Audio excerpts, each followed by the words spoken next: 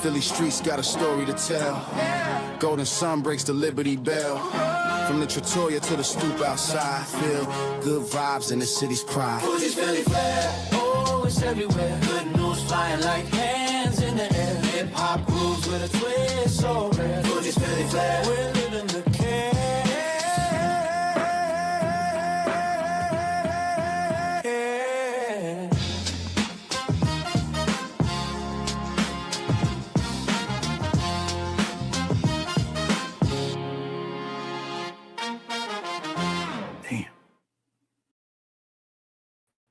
What's up, everybody? Happy Thursday night.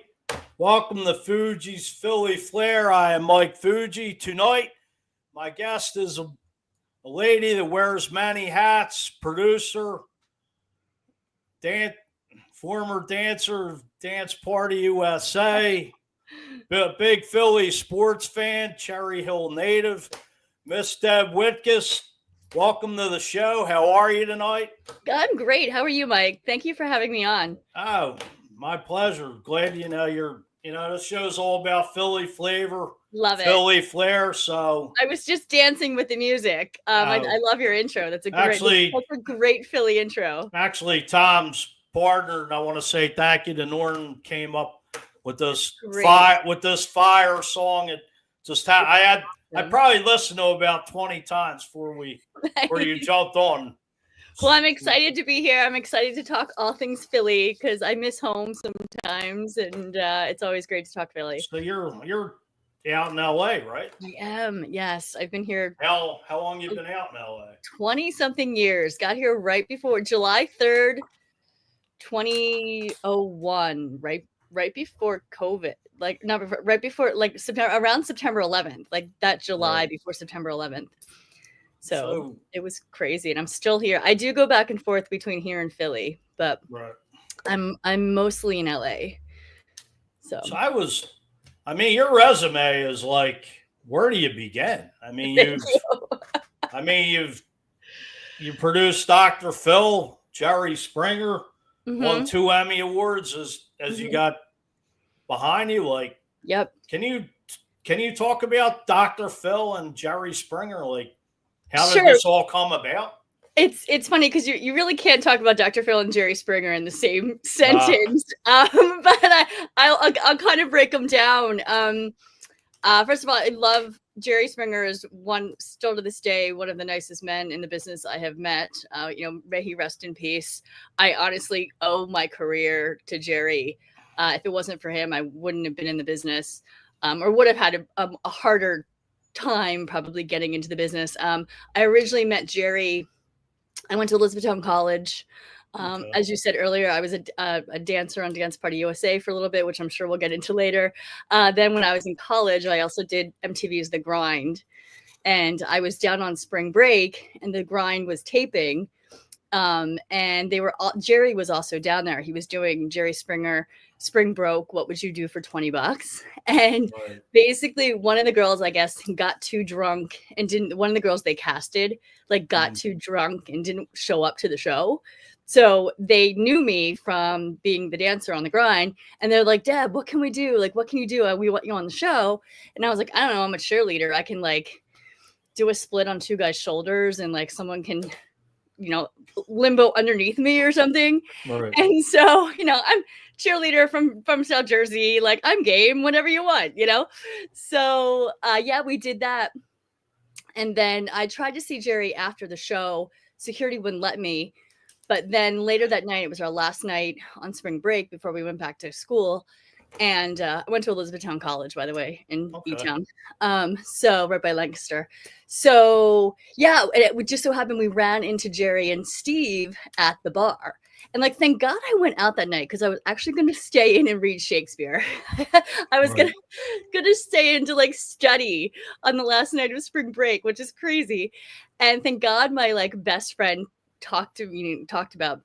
made me go out. And so ran into Steve and Jerry, and Jerry was like, you were great on the show. We loved having you. And I was like, you know what? I'm graduating in May. I love your show. Is there any opportunities to work on the show?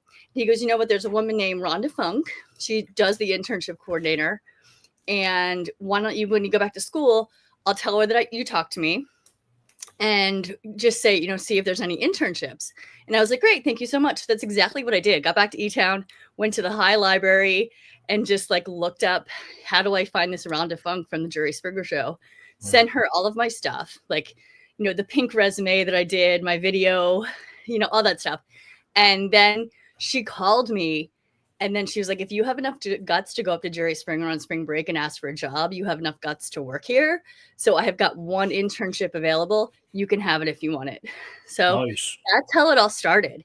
And so, my dad gave me some money as a graduation present, used that towards rent in Chicago for like 3 months. And yeah, that I started internship and then had a great time, met a bunch of people. And then they hired me part-time as a researcher when I first started. Worked my way up, became a production assistant, then an AP, and then I was a producer. I worked there for 3 years, and then I was a producer before I left. And then I moved to LA. And then I worked for a bunch of shows, and then Dr. Phil. As far as Jerry Springer, now, I'm sure you probably got this a million times. Were those shows scripted? So I mean to put you on the spot there. No, it's fine. I've been asked this question a million times. Like, that's always the big question, right? What were the shows scripted? I can only speak for the shows that I produced. Right. The shows that I produced were real. So yeah, I mean, the shows they were real people, right, that I worked with. Right. I would be, and that was my first job on Jerry, was like to research and to like, I was in charge of the calls. So I would sit there on the phone and listen to the voice recorders of all these people calling into the show, wanting to be on the show. Right. And I'd write them down. I'd write down their numbers. So I would, we would call these people, they would call in with stories. So that's what I dealt with. And then also too, like I would deal with, like, I would cold call like strip clubs and like different kind of like sex clubs and whatnot, and like ask for people for stories. You know what I mean? Like that, like I was a booker. That's what associate producer did, was book the show. So yeah, I dealt with all real people. Now to say that, like, once they had a great story, we kind of worked with them to make it a little bit more outrageous. Or like, oh, do you have another friend? Or like, so we would take what they gave us, the story, and then we would kind of produce it. You know what I mean? A little bit more, just to give it that like Jerry Springer edge, But yeah, for the most part, real people. Some of them had never been on planes before. They had never been out of their town. So yeah, it was a crazy experience. It was honestly one of the best experiences of my life, though. It gave me a training ground to be successful, later on in the business, because I can put up with a lot and not get stressed out. Well, didn't Steve, the bodyguard, later on end up getting his own show? Yeah, he still has his own show. It's still going. One of my really good friends, Selena Santos, she's the she's the executive producer. She's run it for years now. So yeah. Now, correct me if I'm wrong, didn't Oprah Winfrey not just find Dr. Phil but Jerry Springer? No, I don't think. No, Jerry originally started. So Oprah did find Dr. Phil. Jerry started. Jerry was supposed to be the next Donahue. So Jerry was originally the mayor of Cincinnati, I believe, and then he was also a news anchor. So someone saw him and was like, you should have some, somehow he got the Jerry Springer Show, but it wasn't supposed to be what it was. And honestly, the executive producer, Richard Dominic, I guess one time, I wasn't there at the time. It was before my time, but apparently, like somehow people got into a fight on stage, and like the ratings went through the roof. Right. And then Richard was like, "All right, we'll do this all the time." And then all of a sudden, security was hired, and the rest is history. So, as far as Dr. Phil, can you explain how that came about? So Dr. Phil, I was just a regular job. I had worked in LA a couple of years. I had always wanted to work for the show. I like helping people.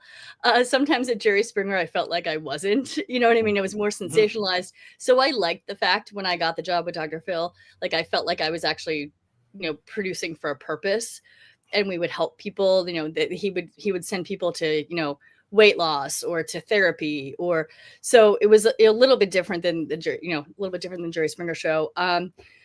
Still worked really hard though. And Dr. Phil had a huge staff. I'm still friends with everybody there as well. I've been very lucky in my career that we all kind of keep in touch. Yeah, I mean, it was a good time. I worked there for 3 years too. And then actually there was an offshoot called The Doctors, which I liked even more, to be honest, because I kind of come from a medical background. My mom was pretty ill while I was growing up. So I kind of lived in a hospital. I know it sounds negative, but I kind of turned it into a positive. I've always liked medical stuff. I probably should have been a doctor or a nurse or something, and I just went into TV. But so it always just interested me. So The Doctors ran for like 15 years, and I was very lucky to kind of work with them freelance, on a freelance basis. And then the second to the last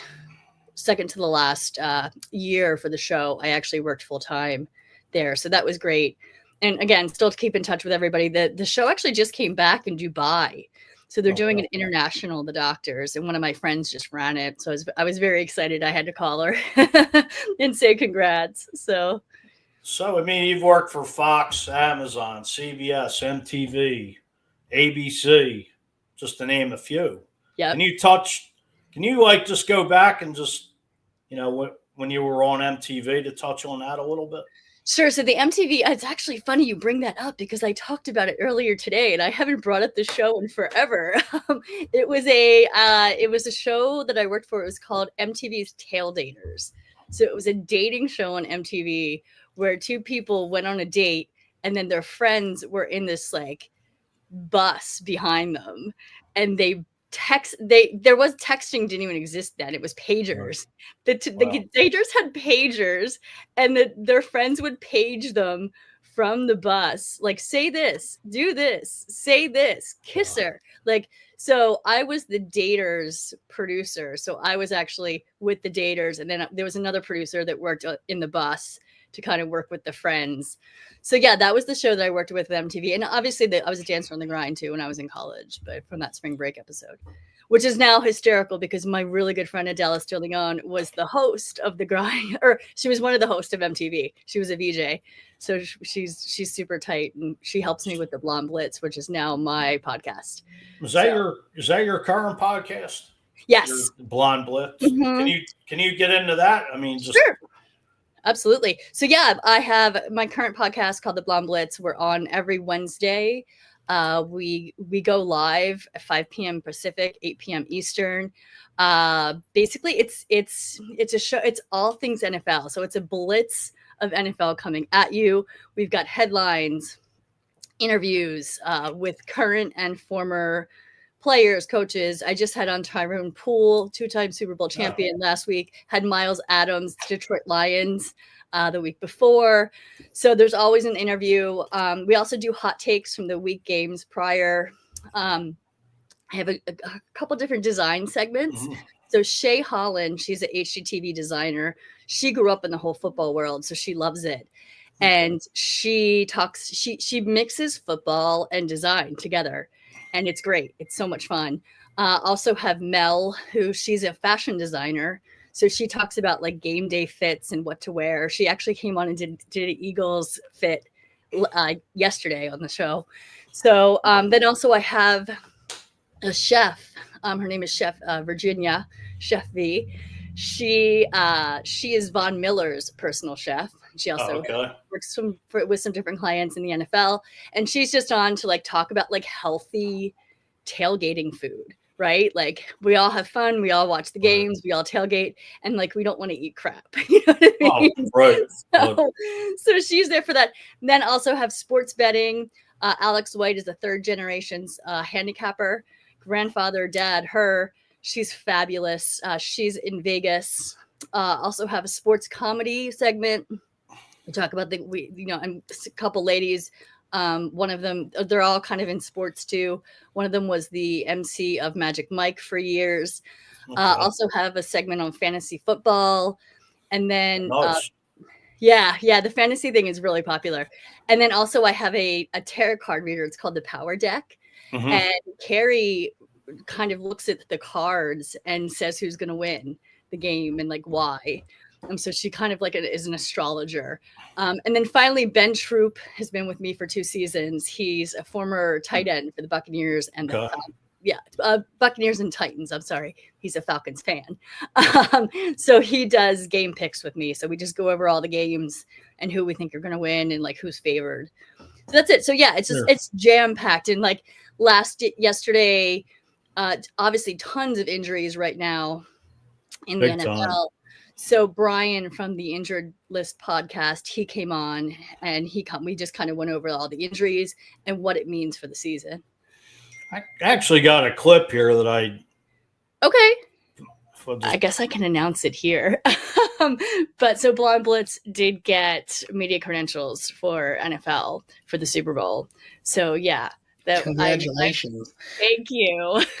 So yeah, to have, my own podcast represented at the Super Bowl this year, I'm super blessed and I'm super excited. And thank you to my team too, because my team is amazing. I have an amazing group of like people who I work with and who are on camera with me as well. That's absolutely incredible. Congratulations on that. That is no easy feat to even the potential of getting credentialed access for the Super Bowl. It feels like Fort Knox most of the time. And even names that you would expect get credentials don't always end up being as fortunate. So that is no easy feat. So congratulations on that. Thank you. Yeah, I'm excited. Can't wait. I guess I can announce it here. Sorry. That's okay. We had a great time at Super Bowl. I wound up having a Blonde Blitz media table at Media Row. Nice. So we were just pinked out and we stood out among, thousands of different media companies. Now, was that this past year's Super Bowl or was that Super Bowl 57? No, it was this last year. So it was in where were we in New Orleans? It was so this particular Super Bowl was just magical, and that's the only way to describe it. It was between the Eagles win and just all the events that happened. It was just such a great energy, and New Orleans is just such a special place in general. Like it was definitely one of my favorite Super Bowls. I was without a doubt, just domination across the board. We were in there and we were in the arena, and I was actually with a bunch of my high school friends, which was actually super special too. And we were just sitting there going, that does say 0, right? Like it's the third quarter, right? And that score still says 0. that Super Bowl was definitely surreal at first. Yeah. Before it was over. Hopefully we get a repeat. Hopefully it's a repeat.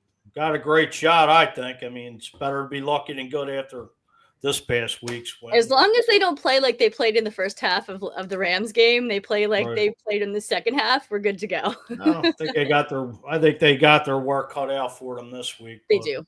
It's a hard schedule. Oh yeah, definitely. I mean, definitely get into the Eagles, before we end of the show. Of course, you got it. Go Birds. So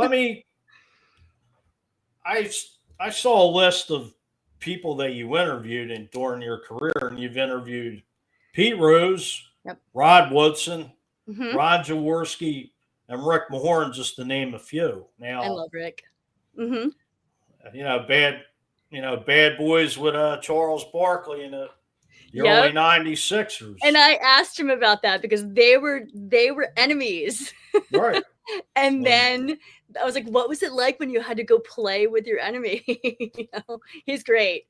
Rick Mahorn he's funny. And I remember his club in Cherry Hill, New Jersey. Yeah, Mahorn's. In my house, Mahorn's. Right. And I didn't realize that until I interviewed him. He goes, yeah, I used to have a club. And I look at him, I go, Mahorn's. Of course, I was like 8 years old, so I didn't go in it. But I was like, oh, and I was shocked. I was like, oh, that makes sense, right? I mean, it's just a shame, him and Tim and Charles, they were a great combo together. It's just a shame the Sixers really didn't put the right players around Charles back then. But I saw an interview. Nice. You interviewed Pete Rose, and you said you started to fill up or cry. I did. What was it like? I mean, I'm a big Pete Rose fan, my favorite Philly of all time. Yeah. What was it like to interview Charlie Hustle? It was amazing. I'm still shocked that I got to do it. Again, may he rest in peace. I was really upset. My old boss reached out to me when he passed just to make sure I was okay, to be honest. Yeah, no, I think just growing up, I'm a huge Phillies fan. My dad played minors for the Phillies before I was born. So he grew up a Phillies fan. I grew up a Phillies fan. I played softball. My dad wanted a boy. He got a girl who loves sports. All good, right? So I know, and also too, I actually, when we interviewed Pete, it was Pete's, I think it was his 81st birthday. So it was just recent. Yeah, I was within the last couple years. 5 years. Yeah, 3 or 4 years. And it was actually the anniversary of my father's passing too. Ooh. So the fact that I had both, I'm sitting here interviewing Pete Rose, this is insane. My dad would be freaking out. Right. So I think that was part of the tears. But what was really cool was, I like to get prepped before. I like to be early and I like to be prepped, for my interviews, obviously. Right. So I got on a little bit early than everybody else. And I got on probably 10 minutes prior to the actual interview time. And I got on and there was Pete, right?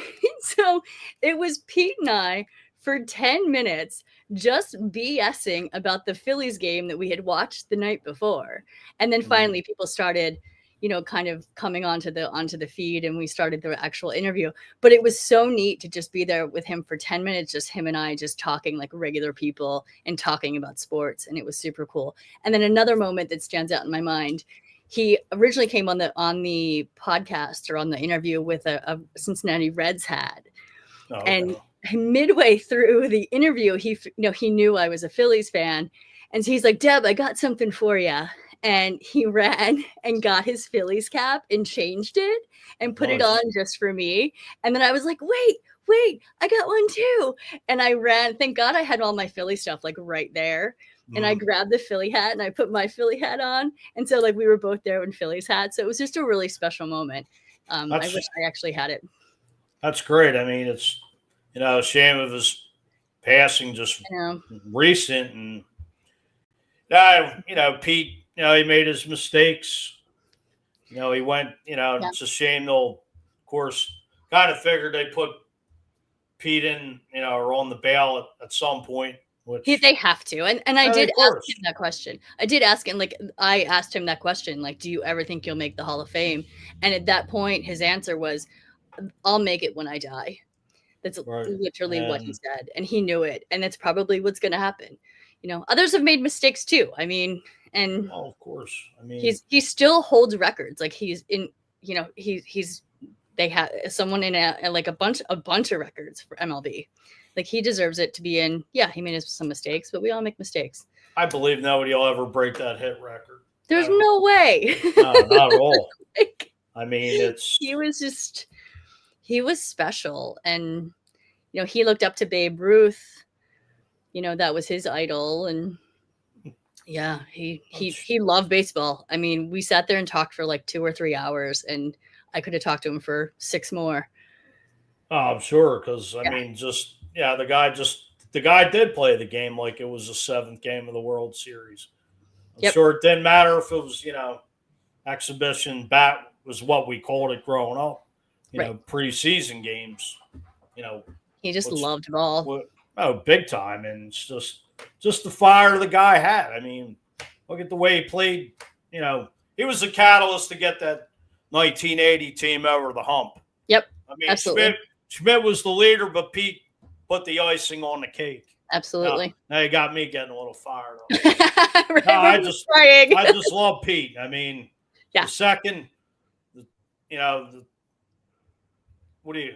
outs, the way him and Bob Boone, I mean, it couldn't be any more dramatic than Game 6 of the World Series versus the Kansas City Chiefs. Bob Boone dropping it and Pete right there. And then, Tug just bringing Philadelphia's first World Series ever. Yep. It's just also special. And that's why I love sports, because it's the best reality show out there. It's not scripted. these athletes are passionate about their sport and they're real and talented, and that's why I wanted to get into sports. Well, right, I can relate. I mean, I played, sports. Not played baseball, softball, basketball, hot street hockey, whatever. But the era we grew up in, it was just a passion. Wasn't those guys?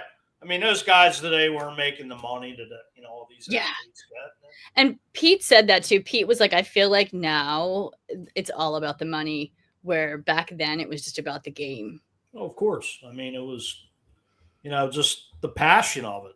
Mm-hmm. Like this past week, unfortunately, Bernie Perrant passing away. Yeah. And I never met the man, but I always heard he was just very nice, down to earth. Mm-hmm. I've heard very, very sociable. Mm-hmm. And most athletes are, to be honest. I have not met, I work with a lot of athletes, and everyone's very nice. And as long as you get it and you're like, what you're talking about, and everyone's cool with you. I've never had one. I can maybe think of one person who has been a little dickish, but but I've interviewed hundreds. I've been around hundreds, so it I love working with athletes. Besides Pete Rose, I mean, is there anybody that stands out in your mind that was your favorite to interview, or did you interview anybody multiple times? I'm trying to think. Rod Woodson, I've interviewed a couple times. That he's always a great interview. Hall of Famer. He's so modest. It's funny. But I'm trying to think. I mean, Brandon Graham, I'm lucky enough to be friends with his family. Like his dad. Yeah, his dad I met at Super Bowl, when the first Super Bowl the Eagles won against the Patriots. Mm-hmm. I was very lucky to be there, and we went out partying that night, and Brendan's dad was out partying at the bar, and I met him, and then we just kind of stayed in touch. So I was very, whenever I'd go see a game, like I'd either go up to their suite or hang with the family. So yeah, Brandon's great too. Like, such a great guy. I cried when he retired. So for him to come back off that elbow injury, and then he re-injured it in the Super Bowl, but just a hell of a way to go out for him with his career with 2 Super Bowls. It's hard to do. All right. I mean, I think that defense kind of could use that leadership right now, but yeah. I mean, I like what Fangio's doing, though. I mean, to take last year's defense from, the year prior, it was like they were like the number 30 or something crazy, and then to be the number 1 defense by the end of the season last season. Right. And they're looking pretty good this season too. Hey, 3-0 is 3-0. Exactly. But I mean, what would you say you're the biggest moment of your career is? I mean, winning the Emmy is definitely. I have to say the first Emmy win was huge. So what show was that for? It was for Lucky Dog on CBS. So Brandon McMillan was host, and it was just all about rehab and rescuing dogs and rehabilitating them for their forever home, which I also do a lot of pet rescue too. I'm a kitten foster. I foster dogs. I love animals. I actually am a certified vet assistant. I went back to school for a couple of years to get that certification. So I do a lot in the animal rescue world too, kind of like just as a side passion. Right. And I've got three cats. I unfortunately just lost my baby girl Gucci about 2 weeks ago. So I had 4 cats, but 3 cats and a dog is what my menagerie of animals. Hey, animals bring so much. I love them. I mean, they're the best. Dogs and cats, they're the best. I mean, it's just I would have a farm. I get it. I mean, it's just it's a shame that all the you got a lot of dogs that are rescue dogs, and it's just the way they're. I do it at treated. Some point. Yeah, at some point I do want to have my own rescue. I want to have like a doggy daycare. I want to have enough property to have a doggy daycare and maybe like a rescue on the side. Just we'll see. Have you ever gotten involved with any organizations? Oh, yeah. As far as dogs and. Oh God, yeah. Yeah, I do a Yeah. bunch of stuff. I've been with Camp Cocker Rescue. It's a dog. I've done a lot of work with Cats at the Studios, Beach City Kitties. I mean, I've handfuls. I lived in Atlanta for a bit, and I worked with the Humane Society in Atlanta. I've fostered probably 50 kittens in the last 10 Nice. years. So like I've raised them, you know, like you get them at 3 weeks old. You raise them until they're old enough to be adopted, and then I've only foster failed once. It wasn't Yeah. my fault. They just grew up in my house. I was like, oh, we'll just take them. We're keeping them. So, I mean, you do get it. You know, you get attached to them, and they're yeah, become just a part of your part of the family. family. Yeah, yeah. Wouldn't trade it now. You were saying your dad played for the Phillies. What's your dad's name? It's Whitcas. He was Okay. it was minors. It wasn't the actual. He didn't do Okay. majors, and it was before I was born. So I've seen Oh, okay. pictures, but yeah. So I just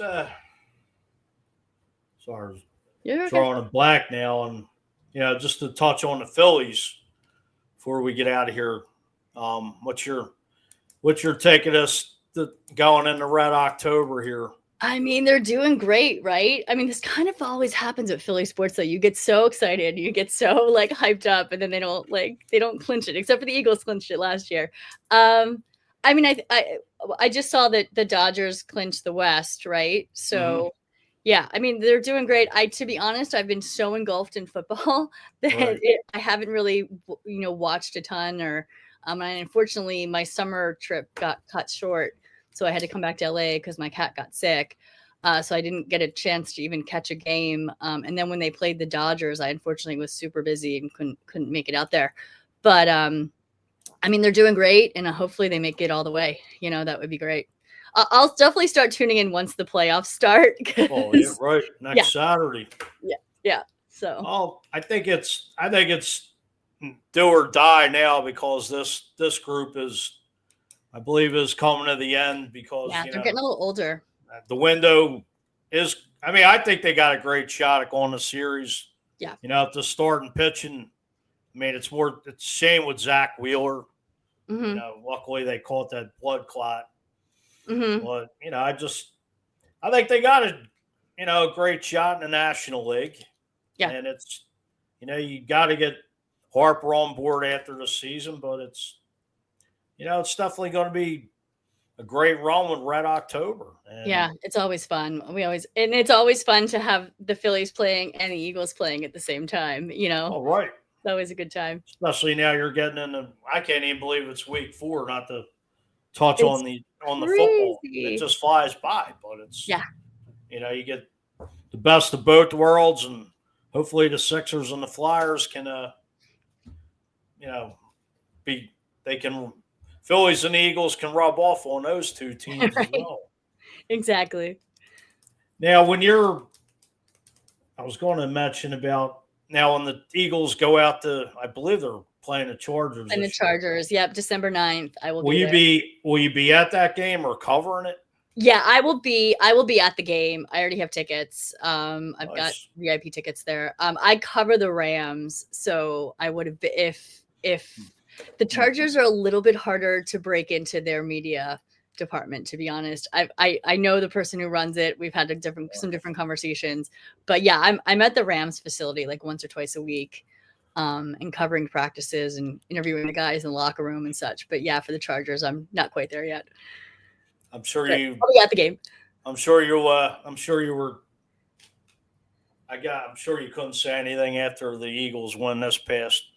Yeah. After this, I'm sure. Were you getting any backlash from like coworkers or Rams fans? No, I mean, no, not really. I mean, some Rams fans that just are my friends. Right. But I think it was a unbelievable game, and I think the Rams fans were just shocked, and I think the Eagles fans were shocked too. So I think everybody was just shocked about that game. Just what a wild ending. I mean, with Davis blocking that, and I watched Cardi in practice, and I was watching with some friends, and they were like, "Why is he kicking so low?" And yeah, too low. I think it was. I mean, I just think the Rams took their foot off the gas and just, Yeah. It's better to be lucky than good.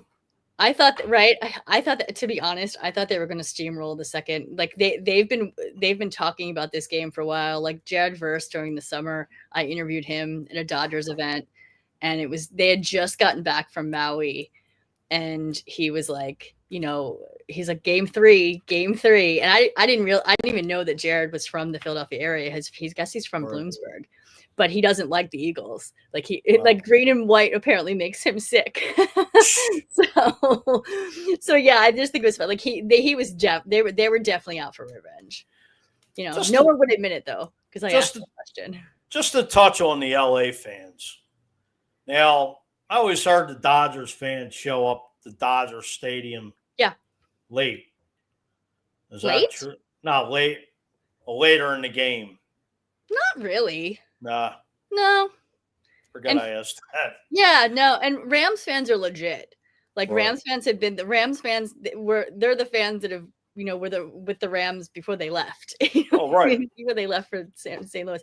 Chargers are just kind of starting to get their footing. Like they're just starting to get a fan base, to be honest. Originally, I didn't know the Chargers were in LA, and then they moved to San Diego and went back to LA for a couple of years. They've been here like 4 or 5 years now. What was it like in LA for no football for years? It was awful, to be honest. I would try to go home and watch the Eagles so many times. It was weird, but I think it just it's very Hollywood here, so you kind of just do all the Hollywood events, and you don't really realize. But one thing I never got to do, I always wanted to be a pro football cheerleader. And that's still on my bucket list. It's never going to happen. But you never know. I'm getting up there in age. But so, yeah, I'll do so. I mean, I've worked with them. I've done some little dances with them, whatever. But that was one thing I always wanted to do, was do a season. I was in Atlanta, actually, and I almost auditioned because I took dance classes with all the Atlanta Falcons cheerleaders. So I was going to audition that next season, and that's when COVID hit. And so I wasn't in Atlanta. I was in LA, and there was no reason for me to go back to Atlanta because I didn't have a job because everything had shut down. So yeah, that was kind of my year, and it didn't happen. Like the coach knew me. I called the coach and I was like, I'm so sorry, I'm not coming back. So yeah, that could have been it. But there's other things. So got my colleague from our other show, Patterson Ave Fanatics, on here, Alan and Andrew Cavage, checking in, saying, "What's up, Fuji and Ms Whitcas? Thanks for checking in, Alan. Thanks for sharing it out today." For sure. Thank you for watching, Alan. As far as just got a couple more questions. Sure. I'm sure you're tired from work today, and yeah, right. Well, then again, you're what, 3 hour? So 3 hours. 3 hours behind. Yeah, it's like 4:45 almost out there. I work till usually like 8 p.m. at night. So yeah. Just to touch on the Eagles. I mean, what's your take? Your record, your take for the season? I don't 50. I think we'll go like 14-3. It's going to be definitely a winning season. And I just think that I think the offense, like something is a little off, and I can't put my finger on it. I don't know if it's, the OC, because Kellen Moore obviously is no longer. I don't know. It's just that we're not looking at the Super Bowl team. Right. Nor should we expect to look at the Super Bowl team. But something's a little off. But, just from seeing them play the second half, like they can get it back. Yeah. So, like they're Eagles are a very balanced team, obviously Super Bowl champions. And, it's the Super Bowl is theirs to lose right now, I feel like, So actually, not to interrupt you, Alan has checking in again. He said, I have a question. How hard is it to be a content creator in today's market?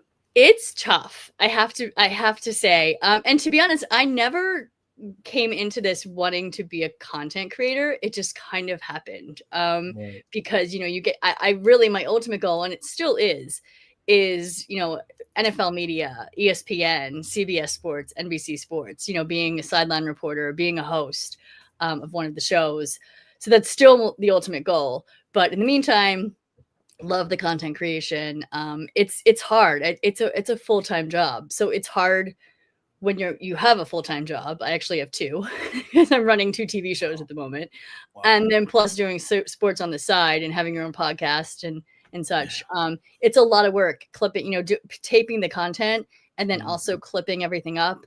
I have a great social media girl who helps me, to be honest, because I can't do it all. I wouldn't sleep. So, we all have some help here and there. That's what I was going to say. How do you sleep? Yeah, I wouldn't if I didn't Right. have my team with me. So my team knows me really well, and I have shout out to Kiana and shout out to Ali, and it's like my Noah's my new intern on the Blonde Blitz. My friend Tom helps. Like, you can't do it. It takes a village. You can't do it by yourself. Oh, no doubt. I mean, it's just doing this. I'm just a podcaster, but the guys like TK and his partner Norm behind the scenes, just a lot. It's a lot of work it entails. People don't realize how much work it is. Even doing interviewing a podcast, bringing on guests. Right. Like, you had to reach out to me. We had to figure out a schedule. Like, right. It all takes time. It does. And I think everybody wants to have a podcast, but then once they realize the work that they have to put into it, they're like, oh, this is a lot. Like, and you don't get really paid for it. You're doing it, maybe some money comes in here or there, but you're doing it because you love it, Well, I had a fellow podcaster on, Tony Cotillo, on 2 weeks ago, and he said just interviewing people like yourself means way more than money. Yeah. It's just the passion of it. Yeah. The drive we have. I mean, believe me, I'd kill to be where you're at as far as, Thanks. I know it's not all glitz and glamour, but it's not. It's like the people, you come across, and it's fun. It's a privilege to meet a lot of, and just to meet really people is. From players, athletes from all walks of life and stuff like that. And sometimes it's about the journey. Sometimes, like you said, it's not about like the end result. It's about how you got there. Right. And it's, and like I said, your resume is, thank you. Very impressive. And before we get out of here, I just wanted to ask you where can everybody find you on social media? Yeah, for sure. So you can find me at Sport Report Deb. That's on IG, as well as at the Blonde Blitz, also on IG. I'm starting to get on TikTok. I have to be honest, don't really know it that well. But this season, I'm going to start to do a little more TikToks.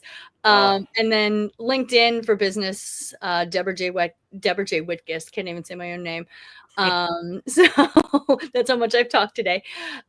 So yeah, if you want to reach out to me there for any business or, reach out, guys. Like, if you have any questions, want to know any answers from any athletes, let me know. Tune into the Blonde Blitz. And I just had one question I thought of earlier. Today it's like communications. Like, I'm sorry I didn't go to college for doing stuff like this. If there's any advice you want to give to somebody, out there trying to get in the business, what would you? You know what? To be honest, just keep going. Like, don't listen to the no's, believe in yourself, and just keep going. Like, just don't quit. Like, literally, like, I have this here. Like, I look at this every day. So I have my never give up, because that's what I do. And that is what has brought me through my entire career. And also too, networking is huge. Talk to everybody. Even the person who's sitting next to you at the deli has a story, and you don't know who that person is. Like, be friendly, don't burn bridges, and just always, ask questions and just believe in yourself, because you can do it. If you want to accomplish something, like, you can do it. Right. Well, You know. good. I'm just No, I a thought chick you- from Cherry Hill. You know what I Hey, mean? Like, hey. I'm just a girl from Cherry Hill. What a Well, dream. Well, that's really what this show's about. It's about entertainment, life, sports, community, small things, good stories, feel good stories. And I mean, my objective is to interview people like yourself that have made it, local, whether it's Jersey, Philly, Delaware, suburbs, And Delaware it's so Valley. funny because, like, in my own head, I haven't made it yet. So that's what's funny. And Well, I hey, appreciate those words. yeah, but I mean, you're women winning 2 Emmys. I mean, that's not too Yeah. shabby there. And, Thank you. you know, Yeah, but there's it's, always more. Like, there's always oh, more of you can course. achieve. There's always more you can learn, and that's kind of how I live my life. It's like I always look to better myself and better Right. the reporting or better the producing and just learning. And so that's why I say I haven't made it yet. But yeah, like in my head, I still have a ways to go. But there's always, for myself, I'm my own worst critic. of I course, will be we all till the are. day I leave Earth. And, Yep. you just keep pushing forward no Yep. matter what you go through, what you've been through. I mean, Yep. we all, Just keep going. it's this journey of life. Yep, just keep going. And- Never give up. But Deb, Never I want to, give up. right. Deb, I want to thank you. It was my pleasure for you coming on.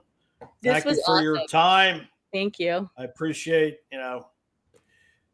just want to thank you and have a good night. I want to thank everybody for tuning in. Be safe, be blessed. Reach out to somebody you haven't talked to. Don't, as Deb stated, don't burn any bridges. Reach out to somebody. Never know if somebody needs a hand with something. Yep, So absolutely. everybody, have a good night. Bye, guys. Philly streets got a story to tell. Golden sun breaks the Liberty Bell. From the Trattoria to the stoop